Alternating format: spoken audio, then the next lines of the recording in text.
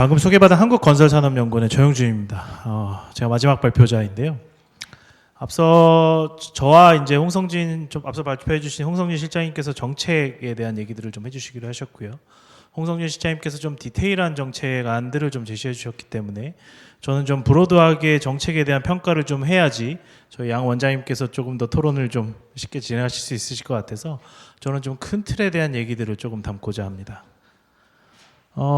산업에 대해서 잠깐 먼저 상황에 대해서 앞서도 많이 말씀해 주셨지만 다시 한번 좀 살펴보고 그 다음에 최근 정책 동향에 대해서 좀 다방면으로 좀 살펴보겠습니다.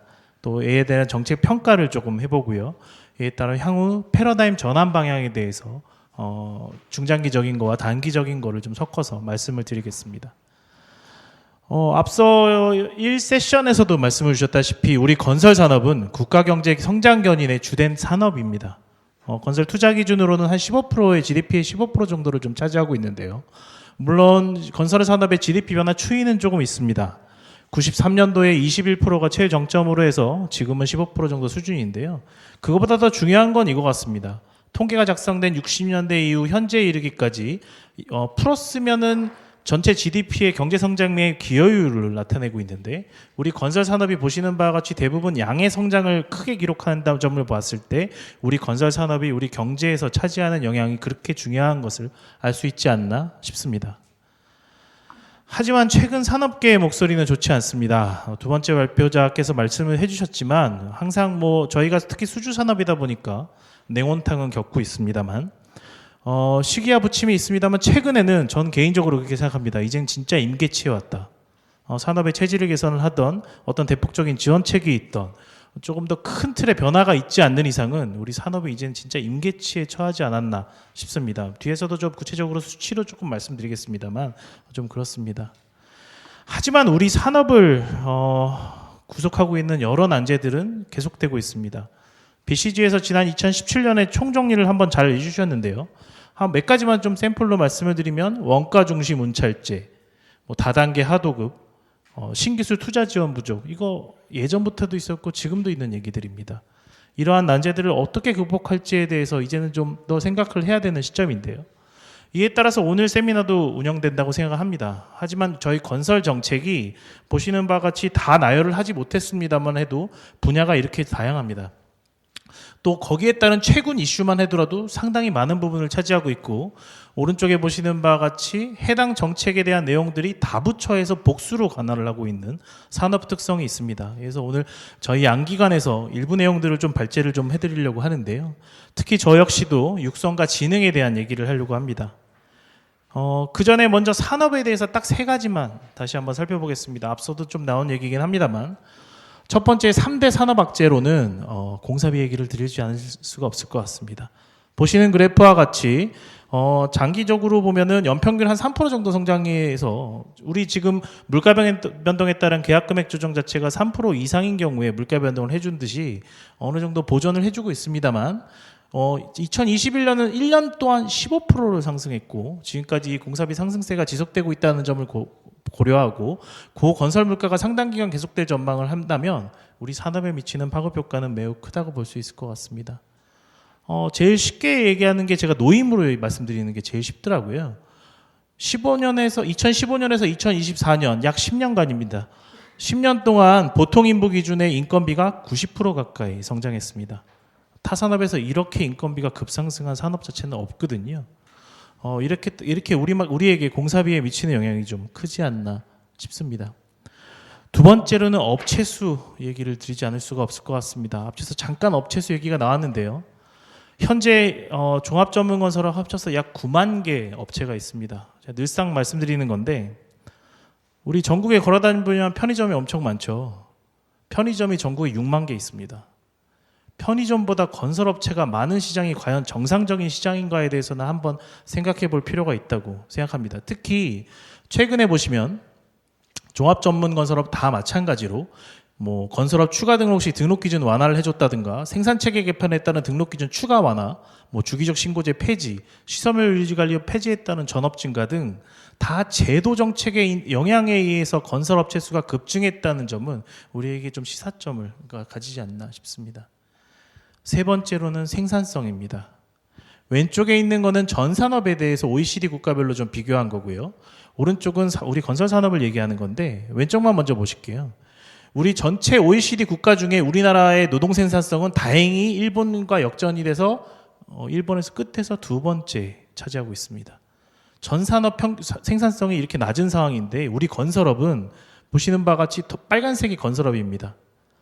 비농전 산업 대비 엄청나게 낮은 상황으로 계속적으로 처해져 있고 최근에 반등한 거는 물량 감소에 의한 단순 영향인 점을 고려했을 때 우리 건설 산업의 생산성은 타 산업에 비해서 매우 낮은 상황이라고 볼 수 있고 이미 한국은행에서 이러한 상황이 지속될 때 20년 후에는 현재 생산성보다 50%를 더 허락할 거라고 전망한다는 생각했을 때 우리 산업의 체질 개선이 매우 시급한 실정이지 않나라고 생각할 수 있을 것 같습니다. 그럼 지금부터는 최근 정책에 대해서 좀 토다보기까지는 아니지만 대략적으로 좀 살펴보겠습니다. 이 장표를 제가 지난주 초에 만들었었는데요. 그 후에 제가 잠깐 해외 출장을 갔다 오니까 계엄 등 시국이 미쳤고 이 계엄 시국에 미치면서 해당 내용들이 많은 부분 바뀔 것이라고 예상합니다만 최근에 주요 정당의 총선 공약만 하더라도 우리 건설 산업은 규제 수주 산업이다 보니까 입법부와 정부의 국정기조의 영향을 가장 많이 받는 산업이지 않나 싶습니다. 이와 관련해서는 계속되는데요. 또 저희 정부는 5개년 단위로 건설 산업에 관련된 각종 중장기 계획들을 수립하고 마침 작년이 새로운 중장기 계획들이 맞물려서 수립되는 해였습니다. 근데 그 내용들을 살펴보면 대부분 변화 방향이 좀 제한적인 주제이고 기존 과제가 계속적으로 반복되고 있다고 보입니다. 예를 들어서 건설산업기본법에 따른 건설산업진흥기본계획이 현재 제6차를 발표하고 있는데요. 제1차 때 발표한 내용과 지금 최근에 6차 발표 내용이 큰 틀에서는 대동소이하다고 볼 수 있습니다. 보다 구체적으로 하나 살펴보면요. 이게 국토교통부의 업무계획 추진계획이거든요. 이 업무 추진계획을 평가한 결과들을 보면 2022년, 2023년, 2024년 중에 매년 같은 내용들이 반복되고 딱 2023년에 노란색인 요거 하나 건설 현장 질서 확립 및 위기 대응을 통한 건설 산업 체질 개선 요거 하나만 새로 들어왔다는 점은 계속적인 그냥 단순 정책들이 반복되고 있지 않나 또는 성과가 역시도 미흡하지 않나라고 좀 판단해 볼 수 있을 것 같습니다. 그렇다면 지금부터는 좀 주요 정책별로 조금 평가를 해보겠습니다. 첫 번째로는 생산체계 개편인데요. 여러 우여곡절 끝에 건설 생산체계 개편들이 이루어졌습니다. 올해가 마지막 해이고요. 다만 기존 업종 내의 봉합적 개편을 추진했기 때문에 여전히 여러 한계들은 여러 난맥으로 좀 남아있는 것 같습니다. 성과는 크게 종합과 전문건설업 간 상호시장 진출이 가능해지고요. 시설물 유지관리업이 좀 폐지되었고요. 전문건설업이 대업종화로 나타난 건 성과라고 합니다만 그 외에 한계로는 논의 과정 중에 있었던 주력 분야 공시제 도입의 실종이라든지 하청의 다단계 하도급 구조가 실제 개선되는지는 미지수인 것 같습니다. 또 앞서 말씀드렸다시피 업체 수가 여전히 남설하고 있고요.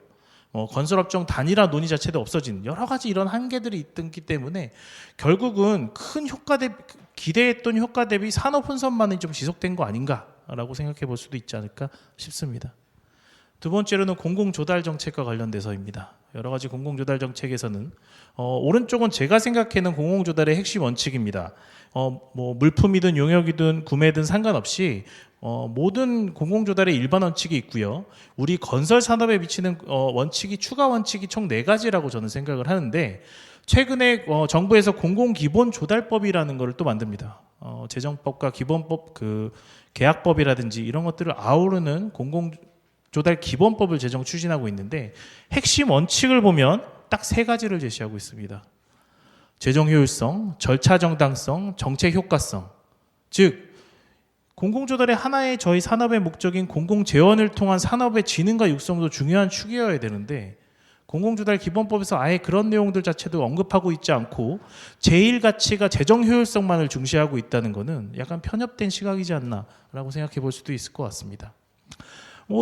그에 대한 예로 기획재정부가 올해 국가계약제도 개선했던 주요 꼭지가 총 6개인데요. 하나하나의 내용들을 살펴보면 손쉽고 지엽적인 개선만을 반복했지 않나 싶습니다.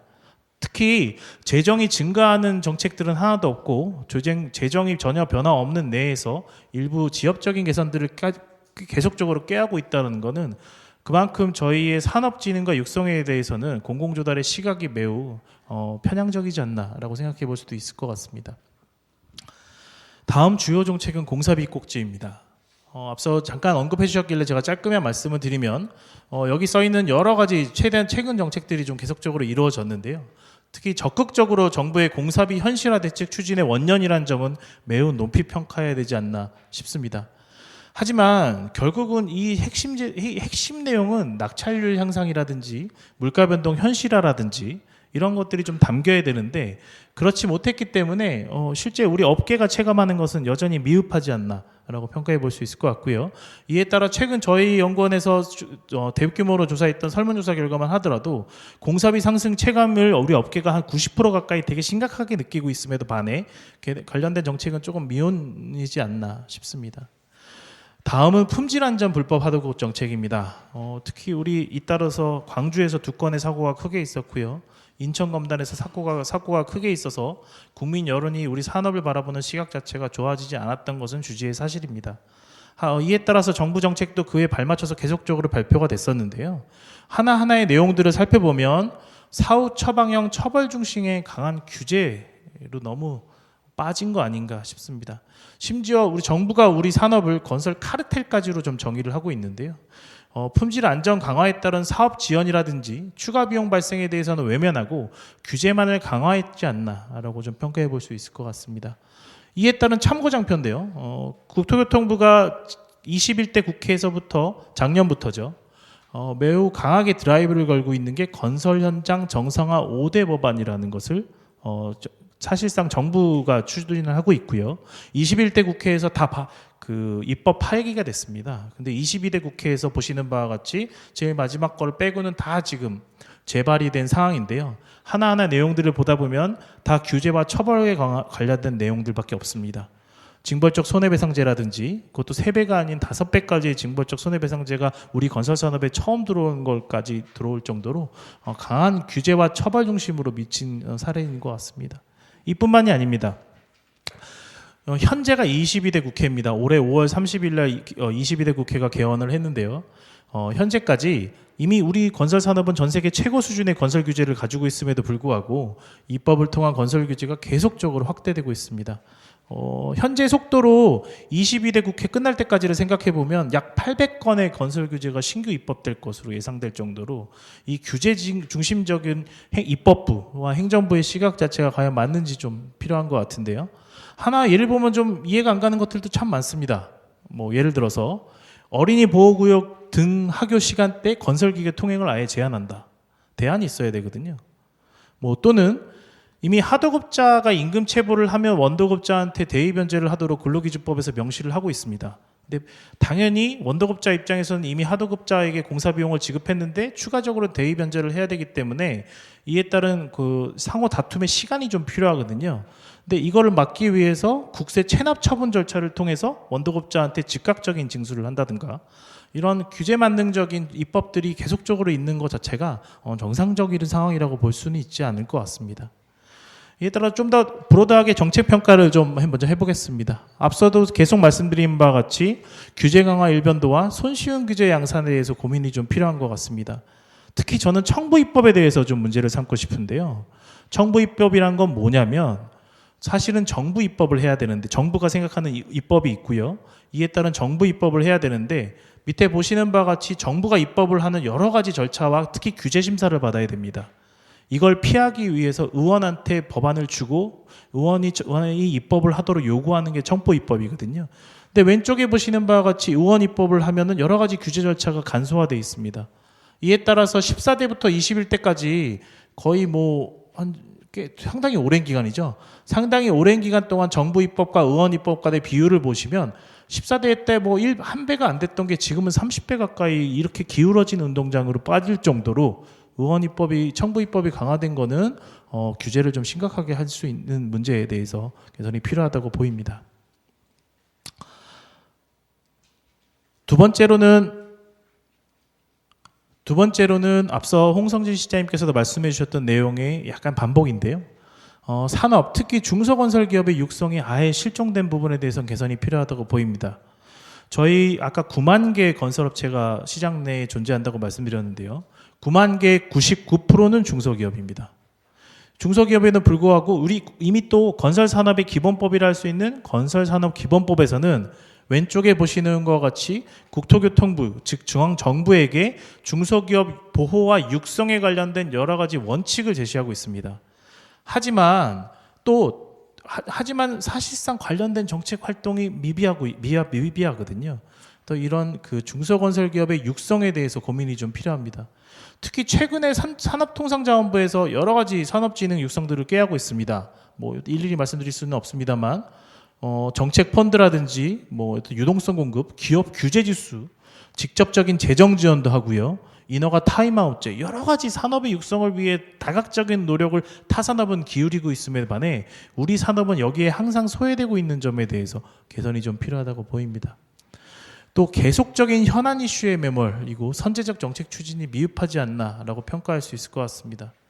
현안이 발생할 때마다 정책을 계속적으로 발표하고 있거든요. 예를 들어 이런 거죠. 부실공사가 발생하면 품질안전 규제 강화 정책이 바로 발표되고요. 인력이 부족하다면 외국인 인력 유입 확대 등이 계속적으로 발표하고 있습니다. 반대로 이를 뒤집어서 얘기하면 거시적이고 선제적인 정책은 거의 실종되었다고 보이거든요.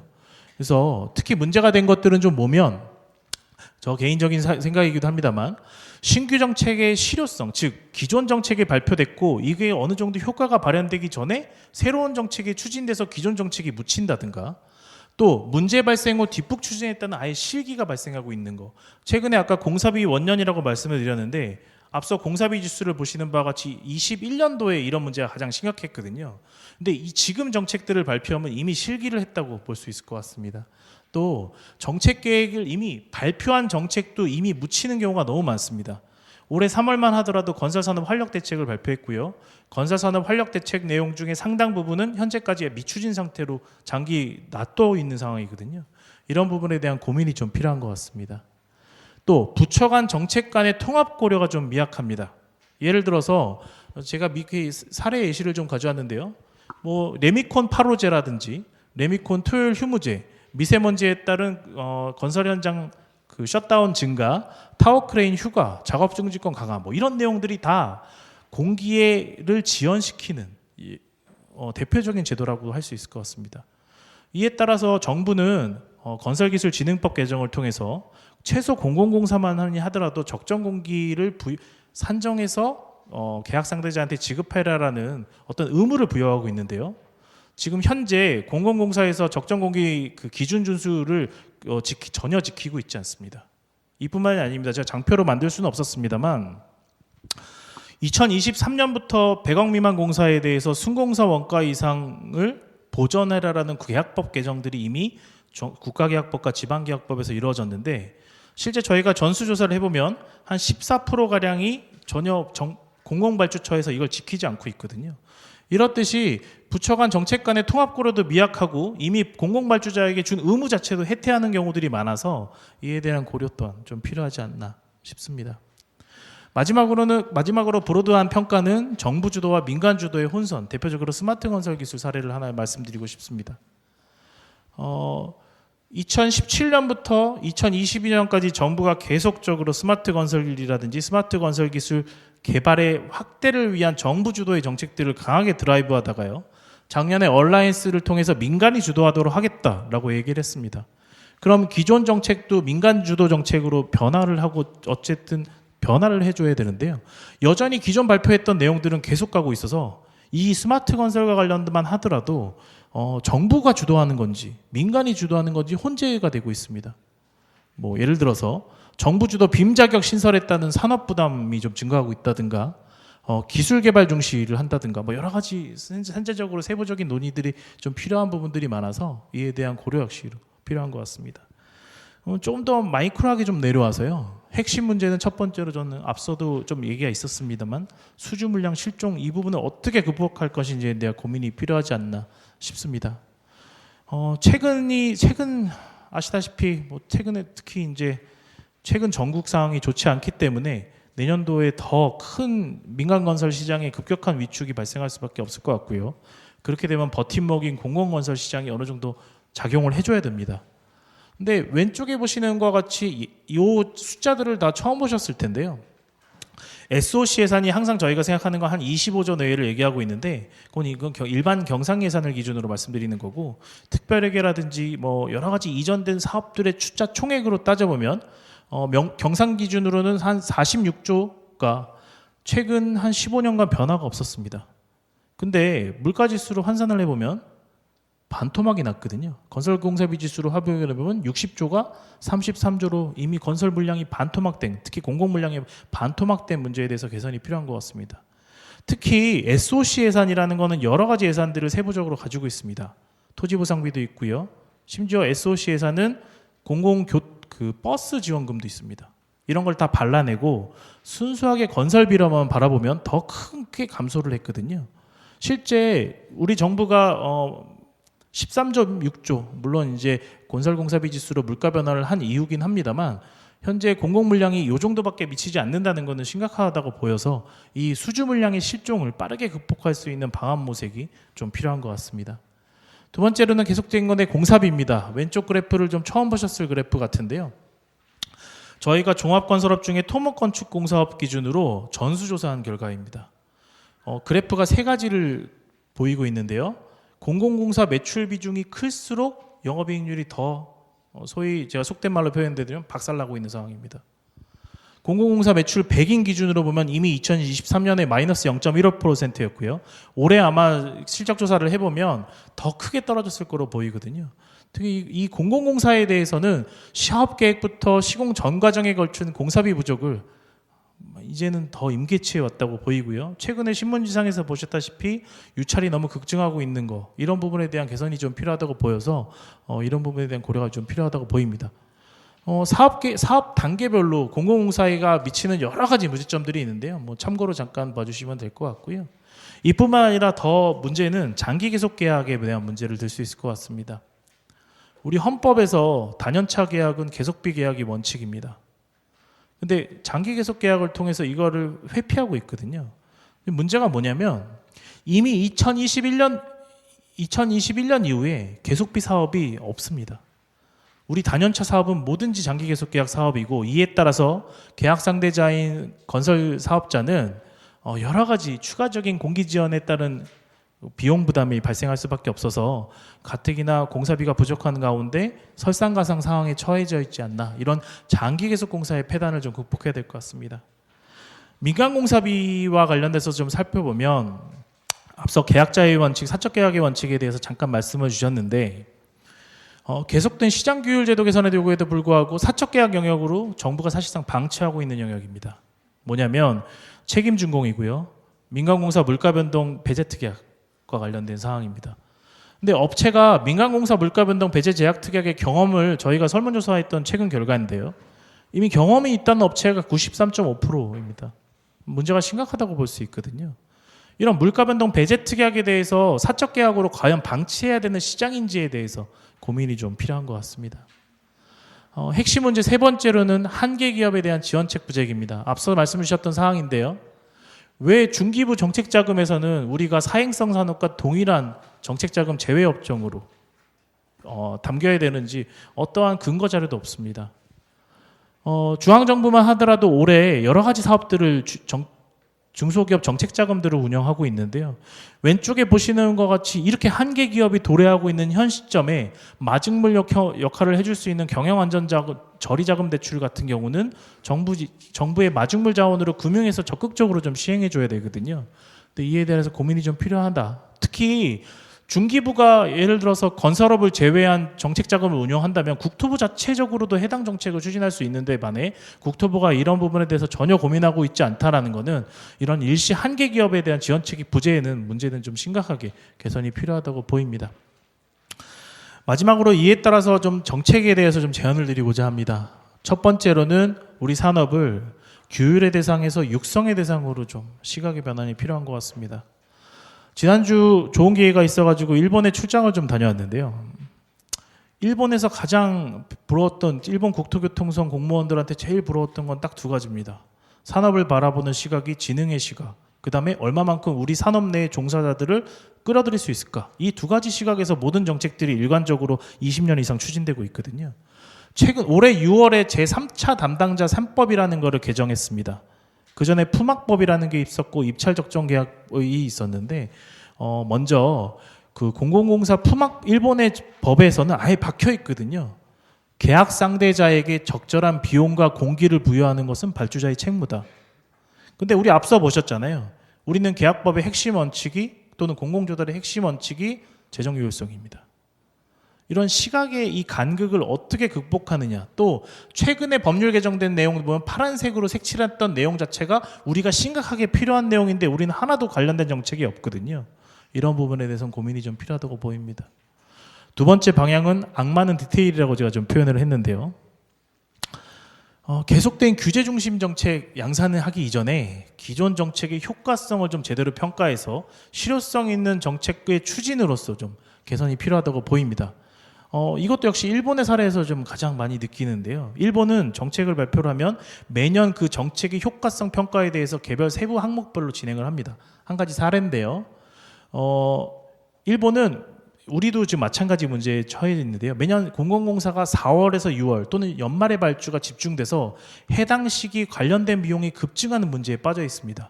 이런 부분을 개선하기 위해서 일본은 얼마만큼 평준화해서 발주를 해주느냐, 이거를 정부에서 지자체마다 다 체크를 해가지고 일시적으로 매년 발표를 해주고 있고 정책의 실효성을 높이기 위한 여러 가지 정책들을 피고 있거든요. 이뿐만이 아닙니다. 정책 홍보도 저희가 좀 체계화되어 있지 못해서 우리 업체 입장에서는 도대체 우리 최근 정책이 뭐 있지? 제도가 뭐가 개선됐지? 찾아볼 수가 없습니다. 뭐 국토교통부든 기획재정부든 행정안전부든 저희 정책 찾으려면 보도자료 뒤지는 것밖에 없는데 그 보도자료도 일관되게 정책이 나와 있지도 않거든요. 근데 한 가지 사례인데요. 공정거래위원회 홈페이지에 들어가 보면 하도급 정책만 하더라도 관련된 내용들을 쭉 알기 쉽게 정리돼서 설명을 해주고 있습니다. 이런 정책 홍보 체계화가 필요해야지만 업체도 정책 수능도 향상이 꾀할 수가 있거든요. 좀 이러한 식의 개선이 좀 필요하다고 보이고요. 세 번째로 문제의 근원적인 개선 해결을 모색하기 위한 정책 기반이 계속적으로 좀 필요하다고 보입니다. 하나의 예로 최근에 우중 콘크리트 문제가 발생을 하니까 비만 오면 콘크리트 치지 말라고 정책입니다. 과연 올바른 해결 방안인지에 대한 고민이 필요하거든요. 적정한 혼화재를 쓸 수도 있고요. 뭐 여러 가지 대안들을 낼 수 있는데 그런 것들에 대한 고민이 없습니다. 또 스마트 건설 기술이 우리가 활용성이 떨어지니까 공공공사 스마트 건설 활용 의무화만 넣습니다. 어떤 정책의 인센티브와 관련된 사항들은 없거든요. 싱가포르의 사례인데요. 민간공사에 관해서는 연면적 인센티브를 줘서 스마트 건설 기술 활용을 유도하고 있고요. 공공공사 같은 경우는 기술 도입에 추가 비용을 지급하고 있습니다. 좀 이런 식으로 맞춤형 정책과 세밀한 정책들이 필요한데 문제의 근원과 개선에 대한 모색이 좀 일치되는 이런 심력 깊은 방안 모색이 필요한 시점이지 않나 싶습니다. 네 번째로는 발주자의 책무 강화입니다. 발주자도 우리 건설산업 스테이크 이해관계자 사이에서 하나의 플레이어입니다. 근데 항상 발주자는 룰러의 역할만 하려고 하거든요. 특히 공공발주자일수록 더 그런 경향들이 강한데 의무규제 처벌 대상에서 대부분 제외되어 있는 거가 하나의 대표적인 사례인 것 같습니다. 우리 건설산업기본법을 보거나 건설기술진흥법을 보거나 계약법의 세부 계약 예규들을 살펴보더라도 발주자의 의무를 하지 않았더라도 처벌 규정은 하나도 없습니다. 항상 계약 상대자만을 규율하고 있거든요. 발주자의 책무를 강화할 수 있는 방안의 모색이 좀 필요한 것 같습니다. 다섯 번째로는 앞서 계속 말씀드렸던 청부입법의 최소화라든지 부처별 규제 혁신의 내실화라든지 규제 재심사 기간 준수가 좀 필요한 것 같습니다. 뭐 잠깐 사례로 말씀드리면요. 우리 특히 건설기술과 관련된 우리 국토교통부 훈령들을 살펴보면 옛날 70년대 건교부 규정이 아직도 살아있는 경우들이 많거든요. 이런 부분에 대해서 다 규제의 내용들인데 규제 재심사 기간을 지키지 않고 있습니다. 이런 부분에 대한 개선도 필요하고요. 그래서 여러 산재된 개정 필요 법률을 발굴하고 정비현실화가 좀 필요하지 않나 싶습니다. 여섯 번째로는 저는 해외 사례의 종말이라고 얘기하고 싶습니다. 특히 우리 건설 산업과를 둘러싼 제도들이 그간 해외 사례의 벤치마킹을 통해서 우리 산업 내에 전파된 경우들이 많은데 표면적인 이유로만 전파된 경우들이 많습니다. 최근에 서울시가 추진하고 있는 직접 시공이 그 사례라고 볼 수 있을 것 같은데요. 서울시가 직접 시공 확대 적용 논리로 크게 네 가지의 예를 들었고요. 그 중에 중요한 논리 중에 하나가 풍부한 해외 선진 사례입니다. 일일이 말씀드릴 건 아닙니다만 실제 해외 사례를 살펴보면 그 나라가 그 정책을 쓸 수밖에 없었던 이유들이 있었거든요. 근데 이거에 대한 고민 없이 우리도 맹목적으로 해외 사례를 도입하기 때문에 이러한 여러 예상적인 문제점들이 좀 계속적으로 반복되고 있어서 맹목적 해외 사례의 답습은 이제 좀 지양이 필요한 것 같습니다. 7번째 방향으로는 건설 통계와 DB 정합성 개선이 좀 필요한 것 같습니다. 연간 종합전문건설업 다 합쳐서요. 건설 공사 정보 시스템 미입력에 따른 과태료 부과 건수가 평균 한 6천 건 정도 됩니다. 근데 따지고 살펴보면 이미 세움토에 관련 정보를 입력하고 나라장터에도 입력이 돼 있고 하도급 공사 정보 시스템이라든지 하도급 지킴에 이미 입력되어 있는 정보입니다. 이걸 단순히 여기에 상호 간의 시스템 간의 링크 DB의 연계성들을 고려하지 않고 계속적으로 책무만을 강화하고 있는 이런 체계가 언제까지 지속될 수 있는지 고민이 필요한 것 같고요. 이뿐만이 아니라 건설 통계 자체가 저희가 불합리한 경우가 너무 많습니다. 특히 엔지니어링 쪽에서는 엔지니어링 산업 통계 하나도 제대로 마련되어 있지 않는 산업은 우리나라밖에 없는 것 같거든요. 근데 계속적으로 정책의 실효성을 평가하고 발전을 하려면 건설 통계와 DB의 정합성과 연계성을 강화할 수 있는 노력들이 필요하기 때문에 이에 대한 고민들이 좀 필요한 것 같습니다. 마지막인 큰 방향 8번째는 앞서 이미 말씀드렸던 건설산업 리버스입니다. 다행히 정부가 오늘 신문기사를 보니 향후 중장기 발전 전략 30년을 할 정책들을 좀 마련한다고 얘기하고 있는데 이제는 좀 제로 베이스 기반의 미래산업 발전 방향 목적 건설산업의 재탄생이 필요하다고 보이고요. 앞서 저희 첫 번째 발제자가 말씀해 주신 것처럼 저희 연구원에서 3월에 관련된 내용을 좀 종합적으로 먼저 제안을 좀 드리고자 합니다. 마지막으로 2가지 단기 사항에 대해서 말씀드리겠습니다. 지금까지 말씀드렸던 내용은 약간 중장기적인 성격도 있고요. 여러 가지 사회적 합의 과정이 좀 필요한 내용들도 많고 있습니다. 하지만 이 2개는 지금 시점에 특히 임계점에 미친 현 산업에 대해서 어느 정도 보완을 해주기 위해서 물론 최근 전국이 좀 어렵습니다만 단기 사항의 개선이 좀 필요합니다. 공공공사비 첫 번째로 현실화입니다. 낙찰료 상향이 좀 조속적으로 필요하고요. 예정가격 산정기준 합리화, 공사비 산정 품단가 현실화 등 실효성 있는 개선 중심의 정책이 올해 12월 최소 내년 1월 전에 발표되기를 희망합니다. 되게 답답한 게 한 가지 사례인데요. 이미 정부가 대통령이 이미 직접 얘기한 겁니다. 2019년에 종래의 최저가격이 아닌 적정가격을 적용할 계획이다라고 발표했는데 여전히 보면 제일 최저가격을 쓰고 있거든요. 언제까지 이러한 부분들이 반복되는지 여부에 대해서 이제 좀 고민이 필요하다고 보이고요. 마지막으로 민간공사에 대한 물가 변동에 따른 계약금액 조정입니다. 이러한 내용들도 조속한 입법이 좀 있어서 책임준공이 문제가 아니라 이 문제가 해결되면 책임준공을 하든 말든 문제가 없거든요. 그래서 사적 계약을 인정할 수 있는 범위 내에 하나하나 일일이 말씀드릴 건 아닙니다만 입법 보완이 좀 필요하다고 생각합니다. 제가 마지막에 중용의 문구를 좀 가져왔는데요.